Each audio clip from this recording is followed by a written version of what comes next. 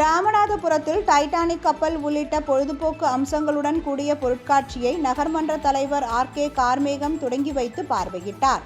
ராமநாதபுரம் கேணிக்கரை மகர்நோம்பு பொட்டல் அருகே உள்ள நல்லம்பாள் மைதானத்தில் தமிழகத்தில் புகழ்பெற்ற ஒரு தனியார் என்டர்டெயின்மெண்ட் நிறுவனத்தின் சார்பில் டைட்டானிக் கப்பல் உள்ளிட்ட பொழுதுபோக்கு அம்சங்களுடன் கூடிய பொருட்காட்சி 1 மாத காலம் வரை நடைபெறுகிறது.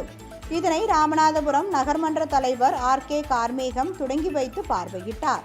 இந்த பொருட்காட்சியில் இடம்பெற்றுள்ள டைட்டானிக் கப்பல் 100 மீட்டர் நீளத்திற்கு தத்ரூபமாக வடிவமைக்கப்பட்டுள்ளது. இது திரையில் கண்ட டைட்டானிக் கப்பலை நேரில் பார்ப்பதை போன்ற உணர்வை ஏற்படுத்துகிறது.